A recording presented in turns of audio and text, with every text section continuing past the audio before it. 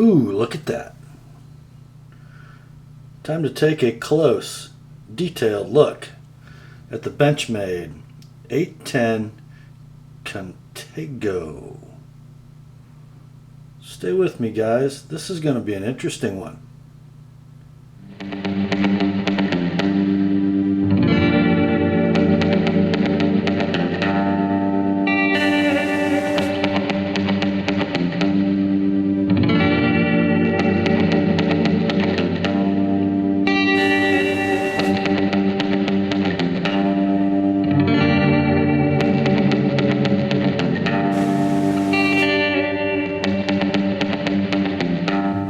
Hi gang, Rob here. It's the evening of 7 May 2014 and got a knife in for sharpening this week from my customer Jesus, who I believe, correct me if I'm wrong, weigh in the comments, Jesus, but I believe Jesus bought one of the Toad Sticker Benefit knives, if I'm not mistaken, and sent me a couple in for sharpening. This one, as well as the sleek, beautiful and deadly Cali 3.5 carbon fiber ZDP laminate. Got this one done first, and it is the Benchmade 810 Contego. I think this knife has been around for, oh gosh, has it been 2 years already? I think maybe. The would-be heir to the Benchmade folding tactical throne, for years occupied by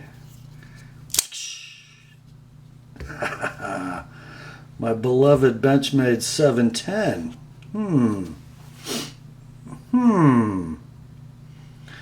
I think we should talk about whether the Contego reaches the bar set by the beloved, venerated, world famous Benchmade 710. And you guys are going to have to draw your own conclusions. But first, before we dig into the specs, the whys, the wherefores, the application, the materials, let's just take a long, slow look, shall we?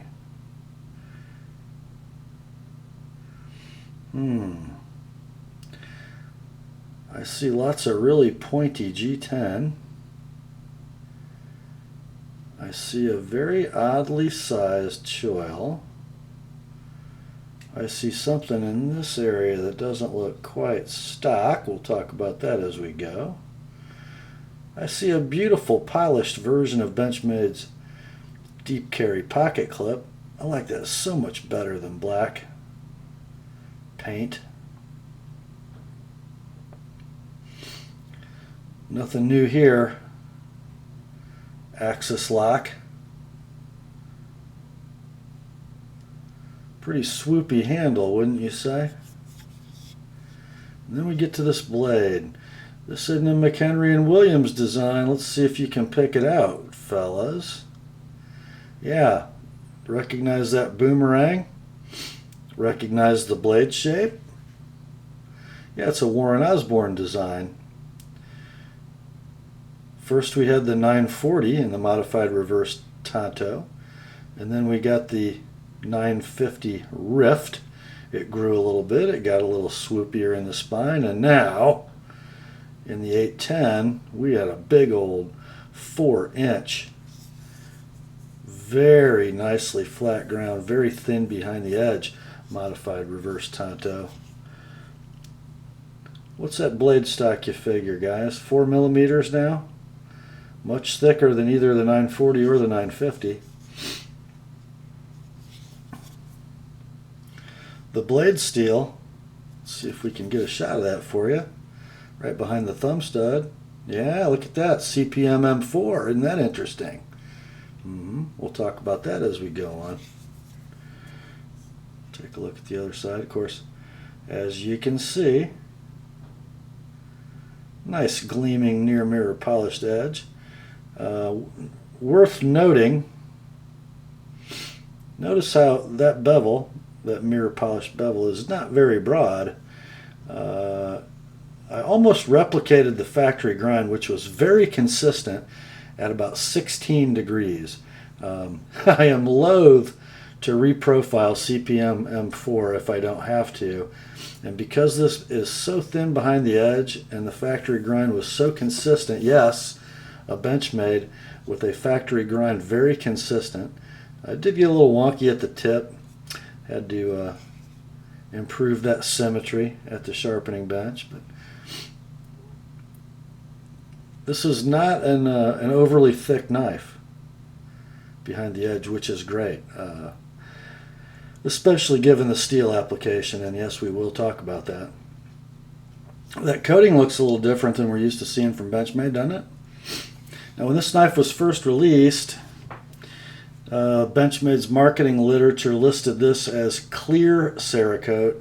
As most of us found out relatively quickly, it is not clear. It is not clear at all. It is very definitely gray Cerakote. It's not transparent, and just from the little bit I know about grinding CPN M4, it's probably a good thing that it's not transparent.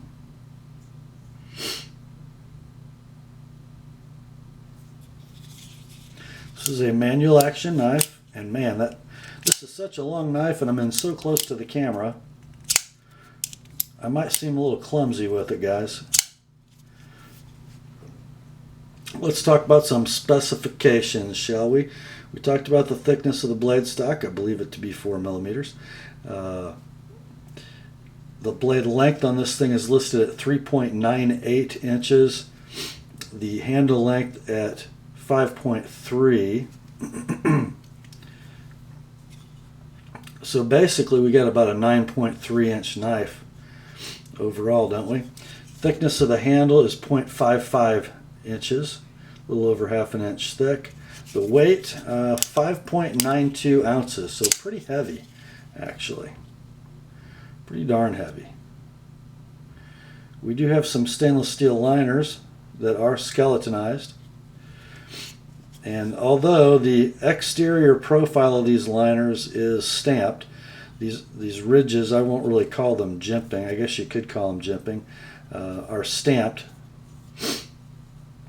Part of the pattern that these come out, and then they are ground for flatness. That was absolutely clear when I took the knife apart after working on it.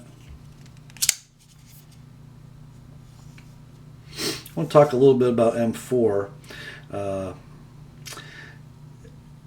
M4 is a very old high-speed steel, so it was used in tool rooms to make things like drill bits and reamers and mill tools, things that ran at high speeds and generated a lot of heat while cutting in industrial applications. The deal on M4 is it is a pretty high carbon, about 1.3 or 1.4% carbon steel. It achieves an extremely high hardness, and because of its microstructure, it's packed with stuff, guys. A lot of tungsten, a lot of vanadium, a lot of molybdenum, and very little chromium. Only 4% chromium, and most of that's going to get gobbled up in carbides, so there's very little corrosion protection in M4, which really necessitates some kind of coating. Those of you who are owners of Spyderco Gale Bradleys or Bradley Heirs know that they do develop, without being neglected very much, some black spotting. They are not corrosion resistant steel whatsoever. And I should have turned my ringer off, because One All's Pub is texting me. He's obsessing about another Sebenza. He's trying to justify buying a 25 with inlays no matter how ugly they are, and oh gosh, are they ugly. But enough about that. Okay, so back to M4, and this is CPN M4 by Crucible. So it's part of Crucible's particled or powdered metal technology. So it's going to be of a finer grain structure than conventionally smelted M4. Without losing the things that make M4 special. And when I say it is designed to run at very high heats without losing hardness, that makes sense given, you know, mills or drill bits spinning at very high RPMs. So the way this stuff is formulated, it has a very high soak temperature, over 1800 degrees, and it's gonna quench out at about 67 or 68 on the Rockwell scale, which is way too hard for a knife blade. And for its normal drill or mill applications, it's tempered back to about 65 or 66, where it still maintains enough toughness, you know, to be spinning at high speed and engage a piece of work. For knife blade applications, both Spyderco and Benchmade try to run this stuff about 62, 63, maybe 64, although, you know, there is some forum data to indicate that a lot of times it gets up around 65, especially for Spyderco and the Gale Bradley, and it maintains adequate toughness even for impact in a knife blade at that hardness. Now, what does that mean for a guy like me who sharpens knives? It means I'm in for a lot of work. I would say that it is a little easier to sharpen than S90V or S110V. It does come out in a pretty nice polish, much nicer than both of those steels, but my goodness, do you have to work to get it there. And it does get really, really, really sharp. Not from Benchmade, but let's see if I can swing this big blade into some paper without running into anything and show you guys what I'm talking about. Guys, that's scalpel-like. See if I can make myself an S-curve here. Yeah, pretty close. Very smooth and quiet going through that catalog paper. Initial sharpness is amazing. And, I haven't really done any hard use or long-term testing with the Benchmade CPN M4, but as you guys know, I am the owner of a Gale Bradley, and that knife has seen lots of use, and it holds an edge like crazy. So it's tough, it's hard, it's wear resistant.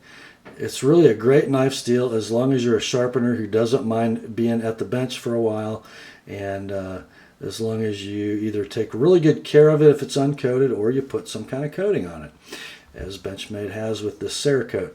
And just a note about the Cerakote, it does have one big disadvantage in a knife mechanism, as any coating does, and we'll talk about that as we get into the mechanics of the knife. But I will tell you this, and I did have this blade taped while I sharpened it, but I had, you know, on those margins that weren't taped, like right behind that polished edge, I see no damage or abrasion from slurry. That Cerakote appears to be very, very well attached to the knife steel. I don't even see any feathering where the edge meets the coating. I'm pretty impressed so far. And guys who own these, please weigh in and tell us after using them how it holds up. But I got a feeling it's going to hold up really well. What do you guys think of this blade shape? For me, I'm having trouble with it aesthetically. I always have. You know, when I look at a Rift or I look at a Contego, I don't fall in love. But my goodness, is it functional? It just is. You know, if you need to thrust, stab something, you've got piercing ability, you've got strength. You know, looking at that modified reverse Tonto, look how it reinforces in front of the swedge and it runs down to a pretty obtuse but still pointy tip. You know, with this thickness of 4 millimeters, I think you're going to have some prying ability as long as you know, enter the work past this corner and, you know, get into the real meat of that blade. It is a wicked slicer, guys. It really, really is. Nice and thin behind the edge, as I mentioned.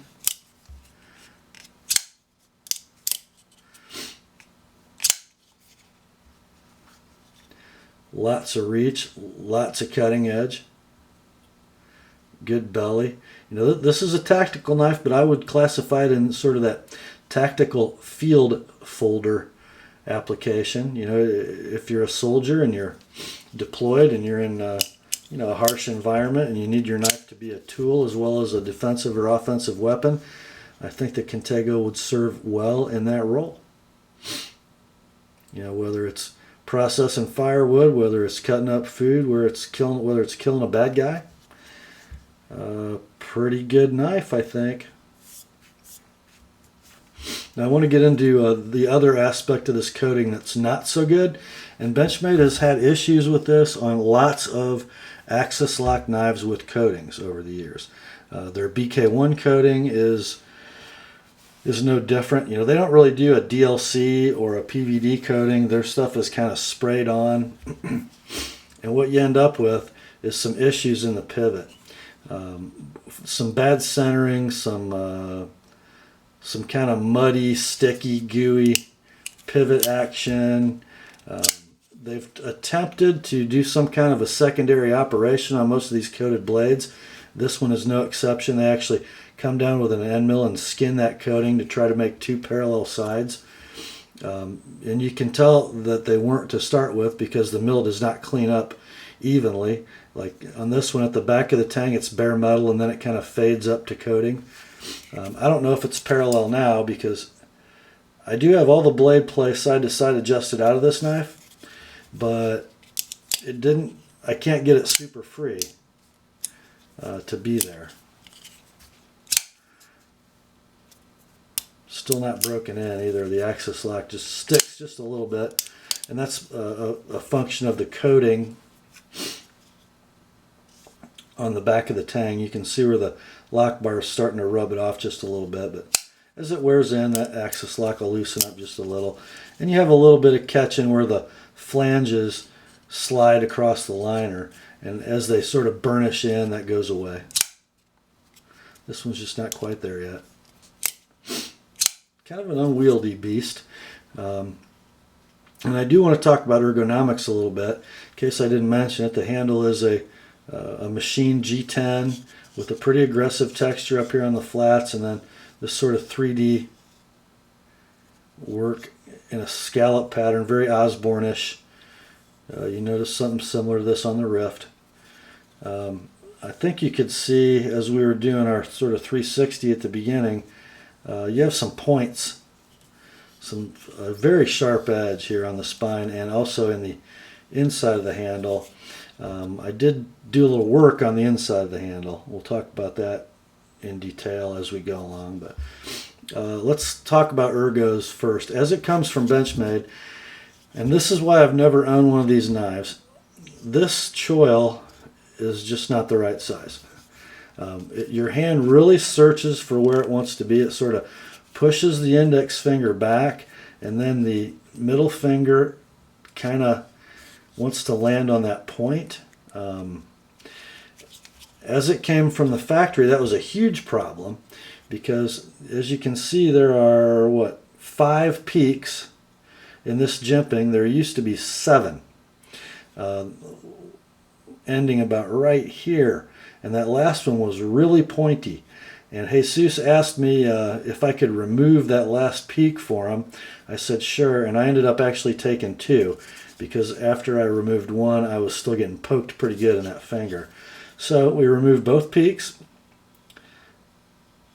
took a little material off the point of this hump on the G10 and the stainless steel liner, and then I still wasn't real satisfied with the way it felt against my fingers, so I put a nice radius from where this jimping ends at the butt all the way up to this corner. So now in hand, it's pretty good, although that that middle finger is still getting jabbed a little bit just because it doesn't want to be here on this point, but it is. Kind of reminds me of a Dave Curtis F3 that you just can't get comfortable in your hand unless you have like little tiny doll hands or something where you can get 2 fingers in the choil comfortably. And I got, I wear a large size glove, but they're not real tight, just to give you an idea. But not terribly uncomfortable as modified, and that's a relatively easy mod to do. I did it with the barrel sander on a Dremel tool with the handle together, so I made sure they were nice and even on both sides. and then just finished by hand. Not a big deal. I would suggest you do that if you buy one of these because it makes it so much more comfortable. So in the saber grip, now we have a pretty comfortable knife. And good jimping on the spine, not going anywhere. The hammer grip, again, I'm getting that middle finger a little bit, but not terribly uncomfortable. The draw cut grip is really superior on this knife. It's really good. So for wood processing, feather sticks and the like, that's going to be a really nice grip. Here's what I can't figure out. The knife has this glass breaker in the end, and I thought, that might be a problem for the reverse grip. Well, actually, the glass breaker doesn't even come into play because if I put my pinky in the choil where it wants to be, my thumb just sort of has nowhere to go. It almost, I guess that's the only reverse grip you got, is just to let the thumb lay over, because you're not going to come around here. If you stretch and get up here, your thumb lies on the glass breaker. I don't think that's such a good idea. Yeah. Here's another. These knives, guys. You guys who own them, you'll know. Centering is a problem, isn't it? This knife was a little off center when I got it, but after a washer polish, putting it back together, it's pretty close. But I will tell you, it wasn't on center when it was done. Very much like a Manix 2 XL, the handle is actually a little flimsy for the size of the knife. I'm going to bring in the Benchmade 710 for a minute. Just open both these guys up. Take a look, would you, at the thickness of the liners. Looks to me like the 710's liners are about twice as thick, which is interesting, isn't it? 5.9 ounces, 4.5 ounces. Blade length is the same. Handle's longer on the Contego. Stock thickness is much thicker on the Contego, but man, 1.4 ounces heavier with much thinner liners. The 710 just feels like a stronger knife. So anyway, back to my story. The reason that this knife is so well centered as you're looking at it is because I actually set it down on the corner of a table and bent the knife. Yeah, I just bent the handle so the tip was in the center of it. And I don't know if it's going to go back, if it's going to go to the other side, but I've heard of guys. In fact, I have another customer who just sent his Contego to Benchmade to fix the centering. It came back. It was pretty good. He flipped it open and closed about 10 times. It was off again. Just not a real stable handle. Very much reminds me of the Manix 2 XL. Just not quite enough handle for the knife. Take a look at this backspacer though. Isn't this cool? I believe that is sort of a Parkerized aluminum. I don't think it would be steel. That would be a lot of weight because it's fairly chunky. Good looking though, isn't it? Nice little gear pattern. There's no jimping on the liners back here. That what you see there, those points, are all backspacer. Pretty cool. I don't know, guys. If you're a fan of Warren Osborne designs, you like axis locks, and you don't mind, getting the Dremel tool out and trying to make a handle a little more comfortable, the Contego is not a bad choice, especially if you like CPN M4, and I do. If I can work up the courage to sharpen it. Sharpening M4 is kind of like taking the 12 gauge out to the range. You gotta get psyched up for it. You gotta man up, bring your A game. Know you're gonna be there for a while, and you're gonna hurt when it's over. But oh, the reward! This is why I like M4 so much better than S90V. I mean, you do actually get something really special when you're done, and it stays special, razor sharp for a long, long time.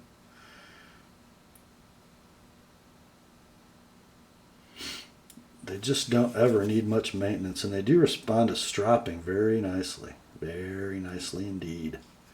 And I think I want to cut some more with this before I let you guys go. Yes, I do. Get off there. I hate that. Doggone. There.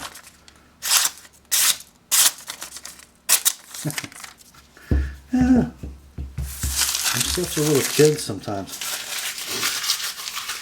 Hey, this is interesting, isn't it? It's about time to say goodbye to you guys. Remember, Jesus is the owner of this knife. So, grace to you and peace, my friends, from God our Father and the Lord Jesus Christ. And remember, the Word and Jesus's Contego. So, Jesus' Word and Jesus' Contego are both very sharp. Have a good night, guys.